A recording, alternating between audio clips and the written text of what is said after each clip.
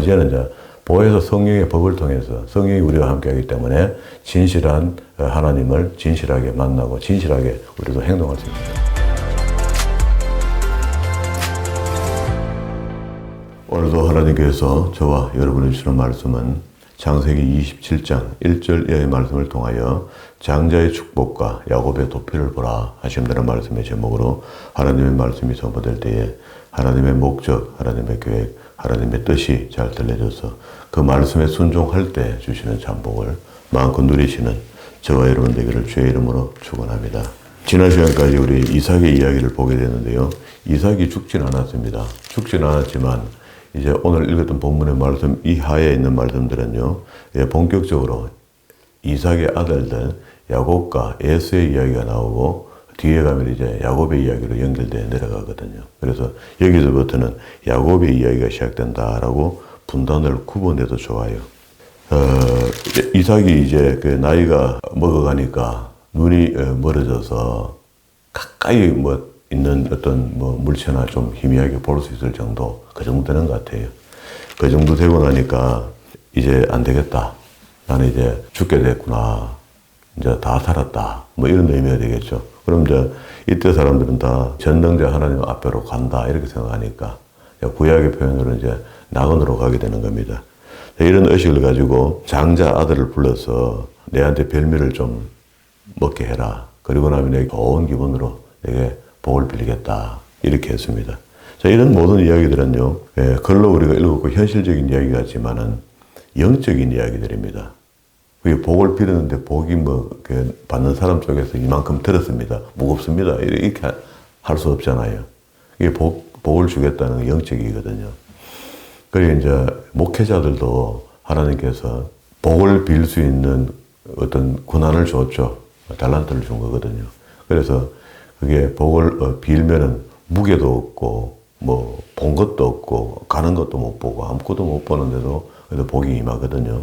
이런 것들이 영적인 어떤 감각과 육적인 감각을 성경을 보면서 키워가야 되는데 오늘 여기 이제 두 사람이 이제 나타나는데 한 사람은 자기가 영적인 사람이 잘 몰라요. 모르는데 자기 속성이 보니까 계속해서 장자의 명분을 탐내고 그 에서 형에게 장자의 명분을 팔아라 해갖고 팥죽 거래 판다고 오는 것도 없고 주는 것도 없으면서 자기에게 있는 현실적으로 팥죽만 한 그릇 건너간 거잖아요. 형도 그렇게 생각하죠. 받아들이기를. 그런데 실질적으로는 영적으로는 장자의 명분이 지금 넘어왔거든요. 넘어온 것 때문에 오늘 여기 이제 결정적인 이야기들이 일이 벌어지는데 왜 하필 또 아버지는 아들 에서를 좋아하는데 눈이 어두워져도 말이야. 이 묘한 일들을 통해서 장자의 명분이 정말 그야말로 야곱에게로 넘어가고 야곱이 그 바단 아람에 갔다가 돌아올 때쯤에 돌아오면서 에서 형 만나기 직전에 야복강가에서 천사와 실험하는 과정을 통해서 이름을 바꾸기를 이스라엘로 이름을 바꿨습니다. 이스라엘이라는 이름의 뜻이 하나님을 이긴 자 이런 뜻이거든요. 이게 좀 영적입니다. 우리가 지극히 영적인 사람이 되어야 되고 또 지극히 영적인 은혜를 갖고 하나님의 말씀을 접해야 되는데 그렇게 살지 못할 때가 많잖아요. 성경이 읽는 것만 해도 감사하고 또 성경이 주는 은혜, 나타나는 은혜만 갖고도 우리가 살겠다 싶은데 사실은 안에 완전히 영적입니다. 이 영적인 부분들을 이해하고 이 영적인 부분들을 흡수하면서 이 땅에 살고 있지만 그래도 이면적인 세상들을 잘 감각적으로 느끼고 살아가야 된다.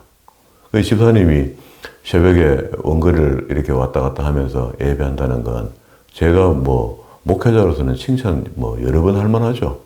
잘 하시는 거 맞습니다. 영적인 부분들이 있어 그래요. 육적인 부분들도 집사님의 성품이 나는 한번 하면 한다. 그리고 또 내가 또 하나님 이렇게 하는 게 맞다. 타당하다. 하고 이렇게 육이 움직이기 시작하니까 영도 함께 움직여 주는 거죠. 근데 영이 또 반대하면요, 또 되게 싫어집니다.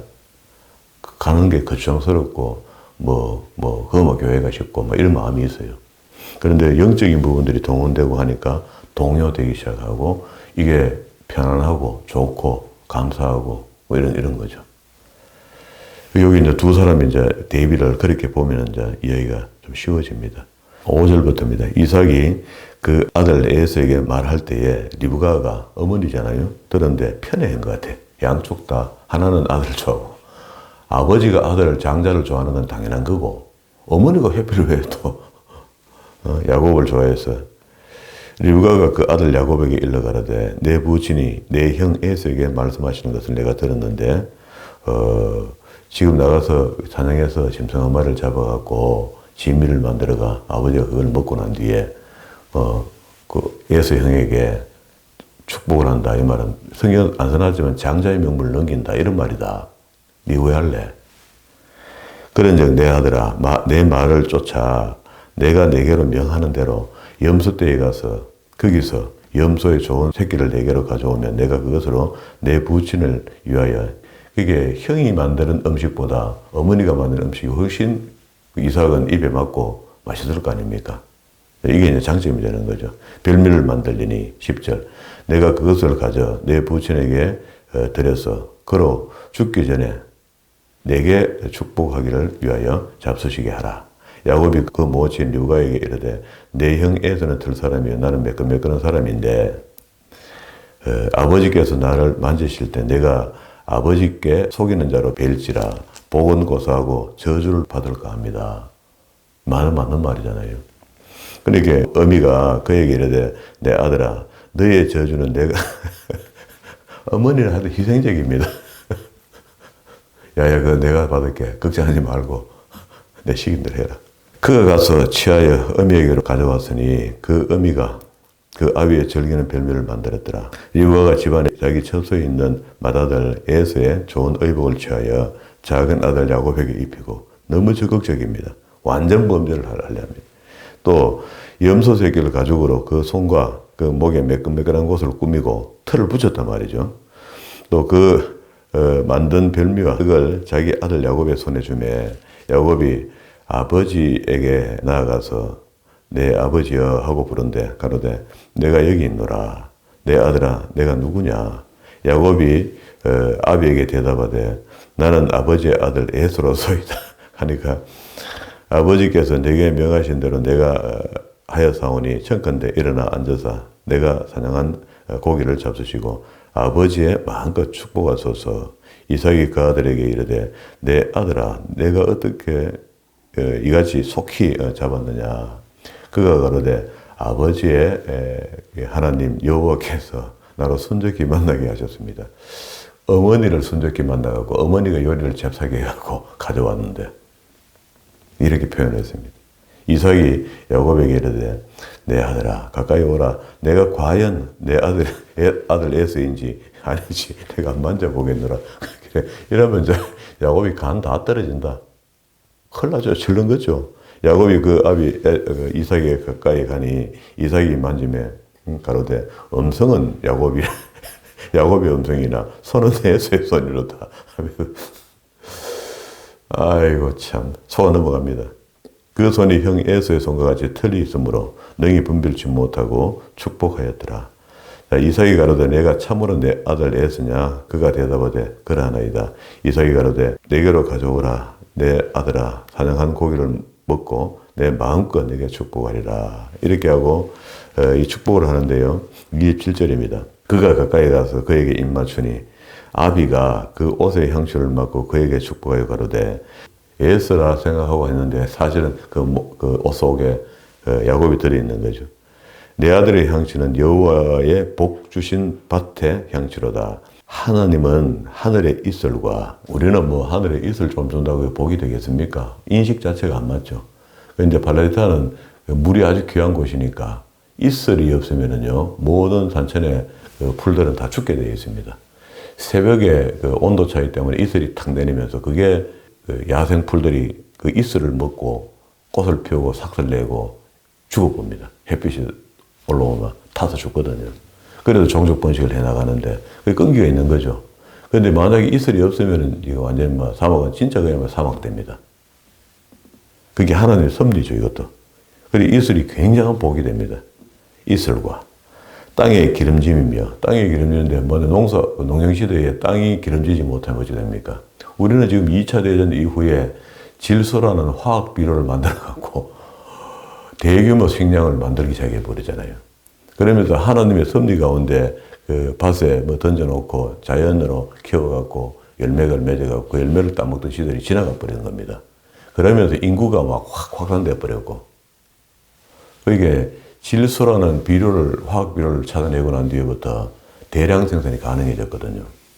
그리고 난 뒤에 지금 뭐 우리 문제는 이제 그 음식을 먹는 사람들 쪽에서 사람은 의학이 발달해서 오래 살기는 사는 것 같은데 아프면서 오래 살게 돼 있는 거다. 먹는 게 시원찮으니까. 우리 레위기 11장 할 때 하나님께서 먹을 음식과 먹지 못할 음식을 구별했잖아요. 지금도 우리가 그런 의식을 갖고 예를 들어서 자연으로 키운 곡식을 먹는다. 이건 아주 좋은 거죠.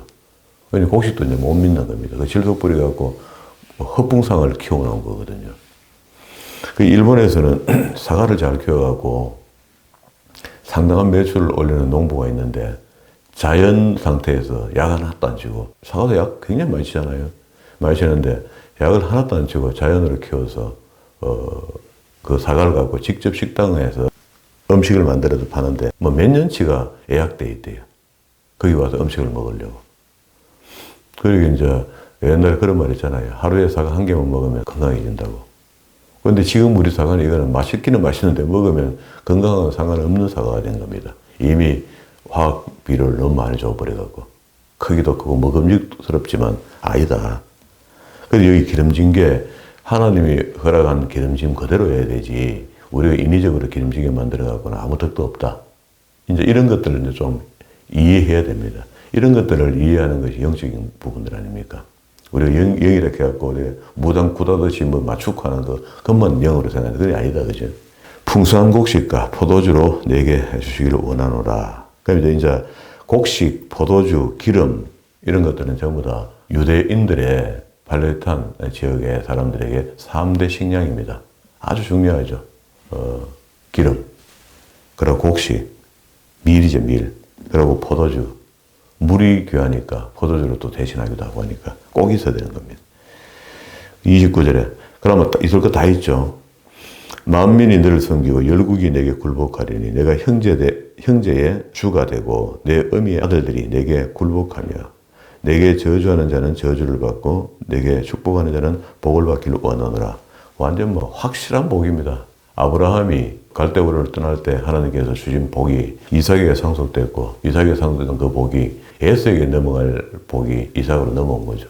요게 한 사람은 영적인 부분에 민감했고 한 사람은 영적인 부분에 민감하지 못해서 이런 결과를 자아낸 거죠. 우리도 지금 잘 생각해야 됩니다. 육으로 사는 것도 열심히 살아야 되겠지만 영적인 부분들도 자기를 살찌우게 해야 되거든요. 영혼이 잘 돼야지 육신이 잘 되도록 되어 있습니다. 성경적으로는. 30절. 난리 났습니다, 한쪽이. 이삭이 야곱에게 축복하기를 마치고 야곱이 그 아비 이삭 앞에 나아가자 곧 그 형 에서가 사냥하여 돌아온지라. 그가 별매를 만들어 아비에게로 가지고 가서 가로되 아버지여 일어나. 지금 배부른데 금방 한 그릇 먹고 누워있는데 세상에 진짜 장자가 온 겁니다. 가로되 아버지 일어나서 아들의 사랑한 고기를 잡수시고 마음껏 내게 축복하소서. 그 아비 이삭이 그에게 이르되 너는 누구냐? 그가 대답하되 나는 아버지 아들 곧 아버지의 맏아들 에서로소이다. 장자입니다, 이 말이죠. 이삭이 심히 크게 떨며 가로되, 자, 이삭이 눈이 어서 자기 실수한 걸 이제 깨달은 거죠. 동생이 내한테 자기가 형이라고 속여서 내가 복을 일단 빌어버렸으니까 뜬다는 것은 복이 넘어갔다는 이야기입니다. 이 잘못됐다는 걸 인식하는 거죠. 그런즉 사냥한 고기를 내게 가져온 자가 누구냐? 너 오기 전에 내가 다 먹고 그를 위하여 축복하였은즉 그가 정령 복을 받을 것이라. 에서가 그 아비의 말을 듣고 방성되고 가며 아비에게 이르되 내 아버지여 내게 축복하소서. 내게도 그리하소서. 이삭이 가로되 내 아우가 간교하게 와서 내 복을 빼앗았도다. 에서가 가로되 그의 이름을 야곱이라 함이 합당치 아니하나이까. 그게 사치하는 자라 그랬죠. 중간에서 빼떨고 뭐 이렇게 하는 거지. 그가 나를 속임이 이것이 두 번째이니다. 전에는 나의 장자의 명분을 빼앗고 이제는 내 복을 빼앗았나이다. 또 가로되 두 번째 거는 좀 반칙이 있는 것 같은데 첫 번째 거는 자기가 경홀히 여긴 거죠. 그래서 공식적으로 뺏겼는데 그게 육적으로는 아무 표시가 없는데 아버지도 항상 그걸 에서를 장자로 생각하고 있었고 어머니도 장자로 인식하고 있었는데 야곱은 그때 이미 영적으로 이미 빼뜨린 겁니다. 장자의 명분을 주고 팔았으니까. 그건 영적으로 하나님을 경홀히 생각한 거다. 이제 이렇게 성경은 설명했고요. 37절 이삭이 에서에게 대답하여 가로되 내가 그를 너의 주로 세우고 그 모든 형제를 내가 그에게 종으로 주었으므로 곡식과 포도주를 그에게 공급하였으니 내 아들아 내가 내게 무엇을 할 수 있겠느냐. 이미 이제 묵고 사는 문제, 장차 복 받을 거 이런 거 전부 다 넘겨버렸는데 그럼 나 니한테 줄 게 없다. 예수가 아비에게 이르되 내 아버지여 아버지의 빌 복이 이 하나뿐이니까 아버지여 내게 축복하소서 내게도 그리 하소서 하고 소리 높여 웁니다. 우니까 아버지 된 입장에서 자기의 실수로 인해서 상황이 이래 됐잖아요. 어쩔 수 없이 있는 복 딸딸 끌어가 비는데요. 한번 봅시다. 그렇게 영적으로 느껴지면 이렇습니다. 복을 진실하게 빌어주는 것과 뭐 어거지로 빌어주는 거하고는 차이가 있습니다. 앞에 복은 그 진실하게 빌어서 제대로 빌어준 거고 지금 보세요. 그 아비 이삭이 그에게 대답하여 가로되 너의 주소는 땅의 기름짐에서 뜨고 안 맞죠? 없으니까 이렇게 하는 겁니다. 내리는 하늘의 이슬에서 뜰 것이며 상관없이 산다는 겁니다. 너는 칼을 믿고 생활하겠고 내 아우를 섬길 것이며 내가 내 힘을 벗을 때에는 그 멍에를 내 목에서 떨쳐버리라 하셨더라. 굉장히 삶이 덜레이고 설레이는 삶이 되고 결국은 하나님과 관계없는 삶을 살게 됩니다. 그 후손들이. 에서뿐만 아니고 에서 후손들이 그런다는. 자, 이렇게 두 복은 현저하죠. 한 개는 진실로 상속되어 오는 복을 자식에게 빌어주는 건데 그건 제대로 좀 빌은 거고 두 번째는 딸딸 끌어가 빌어봤자 이렇게밖에 안 되는 겁니다. 그러면은 우리가 영적인 어떤 은혜가 내게 있다면은 흔히 우리 학교 다닐 때 교수님 한 분이 그런 이야기를 해요. 축도에 대한 이야기를 하면서 미군 부대에 가보면은 그런 게 현저하게 표시난다. 대구에 있는 미군 부대의 내용을 이야기해줘요. 그래서 자기가 거기 있는 한국인들을 위해서 예배하러 주일날 들어간대요. 들어가서 여기서 예배하고 있는데 마침 그 미국인들 예배하는 그 예배실에 목회자가 없어서 그냥 같은 시간에 예배를 하니까 그냥 목회자가 없는 거예요. 그래서 대신 누가 인도를 한대요. 인도를 하는데 거기서 말씀 다 듣고 영어로 다 듣고 마지막에 축도할 때 되면은요 그 주변에 있는 그 미군들 중에 믿음 좋은 사람들이 슬금슬금 일로 넘어온대요. 한국인 목사가 설교하는데 넘어온대요. 자리를 바꾸는데요. 잘 못 알아들으니까 이제 마지막에 오기는 오는데 축도 받으러 온대, 축도. 그게 우리보다는 훨씬 더 기독교 성향이 이제 그 당시만 해도 짙은 사람들이잖아요. 그게 미국 선교사들이 와서 한국을 전도해 준 건데 그 사람들의 예배의 어떤 포인트가 그렇다는 겁니다. 축도를 굉장히 중요하게 생각한다. 말씀은 거기 듣고 마지막에 거기는 목회자가 없고 그냥 자기 동료 중에 한 사람이 말씀을 전했고 예배 인도했고 여기는 목회자가 인도한 한국 목사다 말이죠. 한국말로 잘 못 알아듣는다고. 그래서 마지막에 축도는 축도니까 축도 받으러 들어온다는 거라. 여기 오늘 야곱에게 이삭이 했던 그 복, 여기 이 복, 복은 현저한 거죠. 다르잖아요, 지금. 자, 이러고 이제 난리 났습니다. 41절. 그 아비가 야곱에게 축복한 그 축복을 인하여 에서가 야곱을 미워하여 심중에 이르기를 아버지를 곡할 때가 가까웠은즉 내가 내 아우 야곱을 죽여버리겠다. 이거 중얼거리는 이야기를 또 엄마가 듣습니다. 맏아들 에서의 이 말이 리브가에게 들리매 이에 보내어 작은 아들 야곱을 불러 그에게 이르되 내 형 에서가 너를 죽여 그 한을 풀려 하나니 내 아들아 내 말을 쫓아 일어나 하란으로 가서 내 오라버니 라반에게 피하라. 내 형의 노가 풀릴 때까지 몇 날 동안 그와 함께 있으면 좋겠다. 몇 날이라고 했는데요. 여기 지금 야곱이 출발할 때가 70 정도 됩니다. 70 한 5세나 70쯤 돼요. 그러니까 이때가 노총각이야. 그리고 봤던 사람이 외삼촌 집에 갔다가 20년을 가서 일하다가 돌아오잖아요. 20년 돌아오면 돌아올 때가 90에서 95세쯤 됩니다. 100세 가까운 나이로 돌아와요. 우리는 이런 거 이제 의식 없이 그냥 보는 거죠. 그래 이제 뭐 그때는 뭐 사람도 귀하고 해서 그렇겠지만 하여튼 이랬던 것 같습니다. 몇 날 동안 함께 가리라. 내 형 분노가 풀려 내가 자기에게 행한 것을 잊어버리거든. 내가 곧 보내어 너를 거기서 불러오리라. 어찌 하루에 너희 둘을 잃으랴.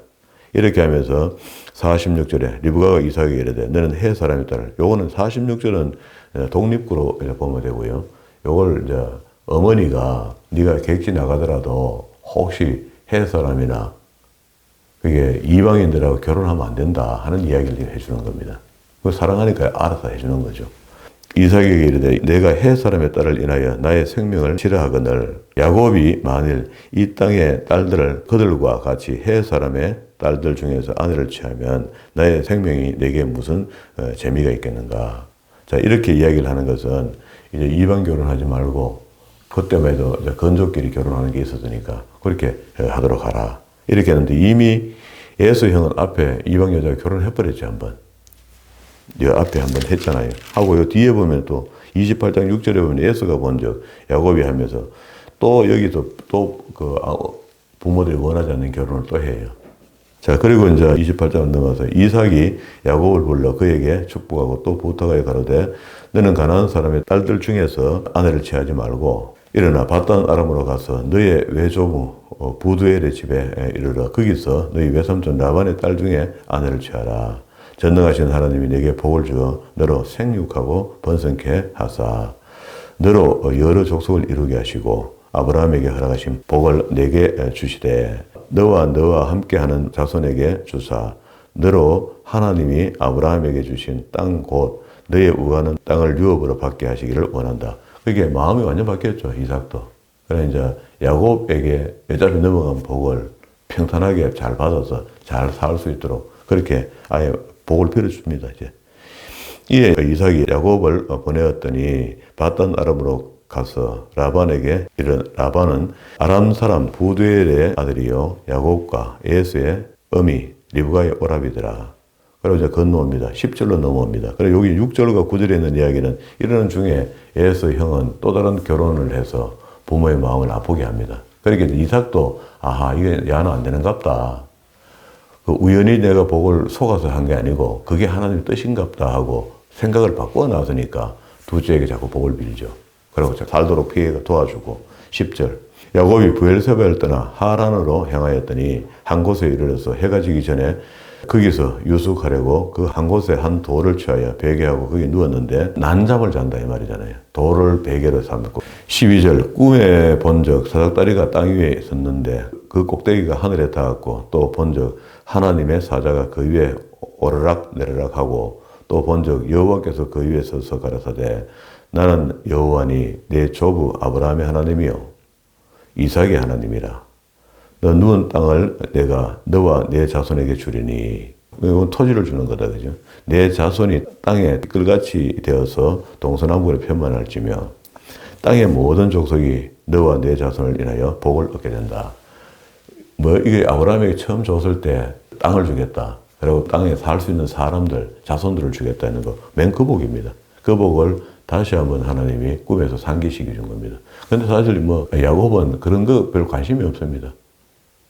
받기는 받았고 복을 받는 거는 뭐 탐욕해도 받는데 지금 당장에 지금 뭐 집 쫓겨나가면 갈 곳이 없는데 뭐 그런 마음으로 이제 난잠을 자다가 이제 하나님을 만난 거죠. 그래서 이제 일어나 보니까 15절에 내가 너와 함께 있어 내가 어디로 가든지 너를 지키며 너를 이끌어 이 땅으로 돌아오게 할지니 내가 내게 허락한 것을 다 이루기까지 너를 떠나지 아니하리라 하신지라. 야곱이 잠에서 깨어났죠. 그런데 이렇게 하나님께서 확실하게 줬잖아요. 그 뭐라 했습니까? 내가 어디로 가든지 너를 지켜주겠고 또 두 번째 이 땅에 돌아오게 한다 반드시. 그리고 세 번째 너를 떠나지 않겠다. 하나님이 너를 떠나지 않겠다 약속을 해준 겁니다. 그러니까 겁내지 말고 이제 가라는 겁니다. 가라는 건데 이렇게 해서 출발했는데 야곱의 20년 생활 속에 보면은요 마지막에 위기에 어려울 때 되니까 이제 하나님하고 찾습니다. 한 번도 20년 동안 여호와라고 찾아본 적이 없습니다. 하나님 소리는 소리 안 한다고. 야곱이 잠이 깨어 가로되 여호와께서 과연 여기 계시거늘 내가 알지 못하였도다. 이에 두려워하여 가로되 두렵도다 이것이요. 다른 것이 아니라 이는 하나님의 전이요 이는 하늘의 문이로다 하면서 이걸부터 벳엘 하나님의 집 이런 게 벳엘이거든요. 야곱이 아침에 일찍이 일어나 베개하던 파였던 돌을 가져 기둥을 세우고 그 위에 기름을 붓고 그곳의 이름을 벳엘이라 하였더라. 이 성의 본 이름이 본래는 루스던데 이걸 베델로 이름을 자기가 임명한 겁니다. 그리고 난 뒤에 하나님 앞에 그 돌을 쌓아놓고 자기 베개했던 돌하고 기념비를 세우면서 하나님께 서원을 합니다. 서원하는데 20절. 야곱이 서운하여 가로되 하나님이 나와 함께 계시사 내가 가는 길에서 나를 지키시고 먹을 양식과 입을 옷을 주사. 그럼 다 얻은 거죠. 고대 이거만 사는 거잖아요. 나로 평안히 아비의 집으로 돌아가게 하시오면, 이제 돌아오게 만들면은, 외삼촌 집에 갔다가 그래서 죽는 게 아니고 다시 돌아오게 한다면 여호와께서 나의 하나님이 되실 것이요. 요건 좀 이기적이다, 그죠? 그러지 않아도 하나님이 나의 하나님이다 이렇게 해야 되는데, 내가 기둥으로 세운 이 돌이 하나님의 전이 될 것이고, 서원 중에 하나입니다. 오늘 우리가 이 땅에 살면서 여러 가지 교회가 세워지고 만들어지고 지어지고 하잖아요. 그러니까 물론 뭐 재정이 좋아서 큰 교회를 짓고 아름다운 교회를 짓기도 하지만 작은 교회도 짓기도 하는데, 얼마 전에 그 서울의 큰 교회 권사님 한 분이, 그 사람 뭐 재정이 좋은 분도 아닌데 보니까 자기가 큰 병에 걸렸다가 병을 이겨내면서 은혜 받은 것들이 감사해서 자기 있는데 뭐 전세금하고 뭐 있는 돈을 몇 천만 원, 한 2천만 원인가 이렇게 해서 그거를 교회에 드린 거야. 드리면서 자기가 병이 이렇게 다 아니까 그 교회에서 그 담임 목사님이 그 뜻을 잘 이해한 거라. 그래서 이분을 위해서 뭘 이렇게 좀 기념할 만한 일들을 해놨으면 참 좋겠다 한 이런 생각을 하고, 그 돈을 별단으로 갖고 교회에서 좀 보태고 해서 고속도로 옆에다가 작은 교회를 하나 지어놓은 겁니다. 이것도 인터넷에 우리나라에서 작은 교회를 치면 나와요. 그 길 위의 교회처럼 제주도에 있는 한 평 반짜리 교회도 있지만 이 교회는 2평인가 3평, 실질적으로 몇 사람이 예배할 수 있도록 크기가 유리로 이렇게 지은 건데요. 고속도로 지나가면서 십자가가 보이고 교회가 보이는데 작잖아. 작으니까 어머야 교회 저리 작은 게 있네 하고 지나가면 본다는 거라. 그게 전도가 되도록 한다는 겁니다. 좋은 의미가 있죠. 우리가 지금 교회 이게 상업 건물 속에 막 돌아가 2층, 3층에 있는 이런 교회보다는 오히려 전도 잘할 겁니다. 고속도로 옆에는 모든 차들이, 만약에 지금은 별로 안 밀리지만 여름 휴가기 되면 얼마나 많은 차들이 밀리갖고 엉금엉금 기가는데 옆에 그 계속 볼 거 아닙니까? 지나갈 때까지. 야, 교회가 저래 이쁜 게 있네. 작은 교회가 있네. 언제 한번 가보자, 우리. 그렇게 해서 온다는 겁니다. 관광지처럼. 어제는 뭐 보이면은 맛집이고 이래 가보니까, 확인해 보니까. 저도 그 생각을, 그걸 보면서, 야, 이것도 좀 아이디어다. 지금 뭐 교회 아무리 잘 지나도 이미 이제 더 교인이 불어나지는 않잖아요. 이미 잘 지어놓은 교회에 출석하는 사람이 다시 옮길 택도 없고, 그 무사하고 아니라니까 그게 있을 거거든요. 그래서 새롭게 전도된 사람이 수가 이제 급속히 줄기 시작하고, 교회가 교회 기능을 못할 때가 오고, 작은 교회들은 이제 질이 멸렬한다라고 이제 예상이 되거든요. 이게 선교 전략을 짤 때도 그렇게 짜요. 왜? 어렵다고. 그리고 이제 이 돌이 하나님의 전이 될 것이요. 본인이 교회를 지겠다는 이야기지 뭐. 돌비가 그냥 또 그 전이 되겠습니까? 아니잖아요. 하나님께서 내게 주신 모든 것을 10분의 1을 내가 반드시 하나님께 드리겠나이다. 이렇게 했는데, 이건 아브라함이 한 거죠. 아브라함이 룻을 구출하고 난 뒤에 거기서 얻은 모든 것들 중에 10의 1을 하나님께 드렸다 했잖아요. 멜기세덱에게. 근데 그걸 그대로 상속해서 그 믿음을 나타낸 겁니다. 이때까지 뭐 정확하게 율법이 자기들에게 하다 되지 않았거든요. 안 하는데도 불구하고 11조를 하나님께 드리겠다. 이게 이제 11조의 근거가 되는 것이고, 11조는 신약에서는 없어졌다, 있어졌다 하는 이런 엉뚱한 소리 들으면 안 됩니다. 큰일 납니다. 물질 관계에 대해서는 하나님께 요걸로 인해서 그냥 더 이상 의심의 여지가 없어야 되지. 이거 자꾸 이야기하면서 말이야. 핑계 대고 이렇게 하면 안 돼요. 신해산의 율법이 주어지기 전에도 하나님께 드리는 이게 진짜 제대로 아닙니까? 자, 그러면 여기 있는 세 가지, 이걸 서원하고 이제 29장에 와서 야곱이 처가살이가 시작됩니다. 우리말에 그런 말 있죠. 보리 서말마에서도 처가살이 안 짓떡하는데, 처가집하고 화장실에 뭘 봐 좋다겠는데. 아이고, 이 사람은 그거 갖고 막 푹 묻히가 사는데, 근데 야곱인지라 사치하는 사람 아닙니까? 굉장히 머리가 빠르고 민첩해서 그 라반 삼촌이 당하죠, 결국. 결국 처음에는 자기가 써먹은 것 같은데, 써먹다가 역으로 당하죠. 당한 것도 없죠, 뭐. 얼룩약 사건을 만들어 그냥 얼룩약만 확 데리고 나와버렸으니까. 그 얼룩양은 그 당시에 아주 그 인기 없는 양이었거든요. 별 볼 일 없는 양인데. 그런데 이걸 얼룩양을 만들어 갖고 내려가는데 다음 또 새끼를 낳으니까 전부 다 단색을 낳는다? 그러면 정상적으로 돌아온 거죠. 하나님이 하신 거죠. 변신 시기가 데리고 와서 정상적으로 돌려내면 되는 거니까. 29장 1절에 한번 보세요. 동방 사람이 땅에 이르러, 동방이죠, 동방. 거기서 31장 17절로 간다. 31장을 한번 봅니다. 17절로.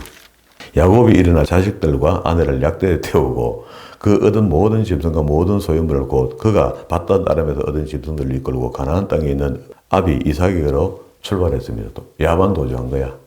그러면은 여기 31장 17절과 여기 지금 29장 1절 사이에 이제 처가신세 지는 이야기, 스토리가 여기 다 나오는 겁니다. 한 문단으로 봤을 때. 그리고 이제 마지막으로 야곱이 하나님께 서원 기도했다. 서원의 기도는요, 굉장히 효력이 있습니다. 하나님, 내가 반드시 살려만 주시면은, 고향으로 돌아오도록, 아버지께 돌아오도록만 해주시면은, 제가 이렇게 하겠습니다 하는 거. 돌아오게 해줘버리죠, 하나님께서. 살아서. 돌아오게 하니까, 이제 야곱에게 반대로 이 서원에 대한, 네가 서원 기도를 했지, 요거 해. 이런 말이거든. 그러면 이걸 또 반드시 시켜야 됩니다. 하나님, 이거는 만약 기다린다고. 근데 우리는 되게 급할 때는 서원했다가, 막상 그 일이 이루어지고 나면 잊어버리고 지나가 버려요. 그래서 하나님께서 중간중간에 기억나게 하십니다. 그때마다 그래 적극 반응해서 그걸 해결하면 괜찮고, 그거 지나가잖아요. 원래 약속되는 거니까 서로가. 그런데 그 서원을 무시하고 대충 이렇게 문 떼고 갈라 하잖아요. 가면은 반드시 하나님은 그걸 묻습니다. 이게 희한합니다. 그래서 하나님 살아계신 거죠. 영이 있고 육이 있는 거죠. 혹 우리 속에 되돌아봐서 기도 중에 흥얼거리면서라도 하나님 이거 하면 이렇게 해결해주면 이렇게 하겠습니다 했던 서원의 기도가 있으면 그거 다 해결해야 된다. 빨리 해결하는 게 좋습니다. 저도 그런 경험이 있거든요. 처음 신앙생활 했을 때. 그리고 난 뒤에 이제 정리한 거죠. 근데 그런 것들이 오늘 여기 서원에 대한 이야기 우리 한번 한 가지 정리할 필요가 있죠. 하나님이 좋으시지만은 우리가 일방적으로 이렇게 하면 이렇게 하겠습니다 하고 약속한 것들을 스스로 우리가 못 지키면은 어떻게 하나님이 약속을 천국을 바라고 갑니까? 천국 마지막에 뻥이 되니 감옥이잖아. 마지막에. 그럼 안 될 겁니다. 이게 하나님은 진실한 분이니까 우리가 하나님 앞에 모든 면에서 다 진실하게 살려고 애를 쓰면 가는 겁니다. 우리가 진실할 수는 없지만 그러나 이제는 이제 보혜사 성령의 법을 통해서 성령이 우리와 함께하기 때문에 진실한 하나님을 진실하게 만나고 진실하게 우리도 행동할 수 있는 겁니다. 성령의 도우심을 받았어. 그게 중요한 거죠. 성령의 음성에 예민하고 성령의 음성에 적극 반응할 수 있는 그런 믿음으로 사는 저와 여러분 되기를 주의 이름으로 축원합니다.